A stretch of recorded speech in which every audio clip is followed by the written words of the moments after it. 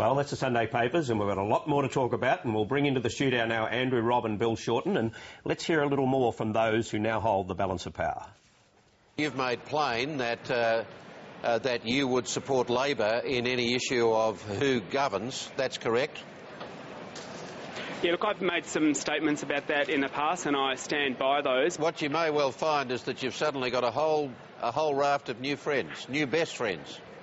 Oh, I'm sure they'll be there. I was in a hung parliament in 1991, and it was amazing the number of friends I had at that, for that time. Quite a lot of them went on holidays in 1995. I think the key issue here is what do you do to make sure that what's put in place is actually stable in terms of governance for a period of time. Otherwise, we might end up back at the polls. I can't speak for the other independents, but as far as I'm concerned, the gong goes to whoever's going to allow rural Australia to survive. And we've had 12 years of LNP government, smashed us into the ground, and the ALP government in 3 years hasn't restored anything. If anything, things have continued to get worse. I have turned my thoughts to what might happen, and in essence it's a very simple formula for me.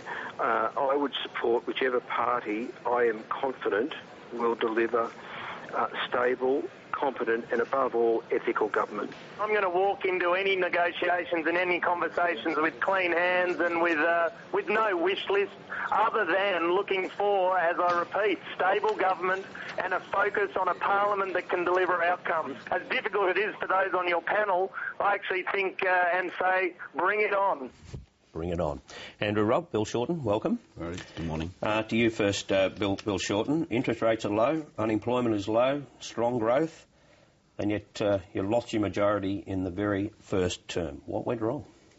Well, I think that we've got to respect what the electorate has said. I think that in this election we put forward a positive vision, but we've certainly done very badly in Queensland and to a lesser extent in New South Wales and Western Australia. Other parts of Australia seem to like what Julia Gillard had to offer. And why? Why did you go so badly in those two states?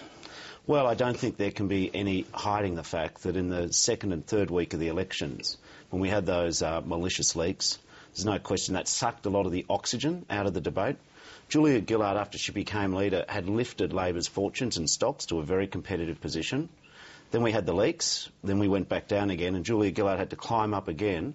And there's no question in my mind, in the last week in particular, the Liberal coalition's attack ads, particularly in Queensland, trying to associate federal Labor with the fortunes of the state government, and to a lesser extent in New South Wales, state issues in the leaks made it very hard for us to do any better than we did. Should you be surprised that you get malicious leaks after you toss out a serving Prime Minister? Oh, I think that when you look at this election, I think that there are lots of issues which voters went to decide on the polls. And in an election campaign in a short period of time, if you've got valuable days where there's a bit of introspection, the media talking about the Labor Party rather than the issues at the electorate, no, it shouldn't be surprising that it takes a lot of oxygen and momentum away from Labor. Any regrets that you replaced Kevin Rudd with Julia Gillard? I think it's very important to make it very clear that myself, and I believe the vast majority of the Labor point of view, understands that Julia Gillard did a fantastic job. Stephen Smith said last night that if it hadn't been Julia Gillard leading Labor, we probably would have only held Fremantle. Well-known Liberal faction boss, Michael Kroger, said that Julia Gillard was the difference in protecting another 10 or 15 seats. I think that it's clear in Victoria, for instance, McEwen and Latrobe, which went to Labor, Deakin and Corangamite, which are on the very critical must-watch list for Labor to hold, Victoria gave a very strong result. But there's no disguising the fact that in Queensland we didn't do as well, and certainly in Sydney. Andrew, Robb, was it a case of really just Stephen Bradbury, really? You're just waiting for the other mob to fall over? Not at all, Barry. I mean, the seeds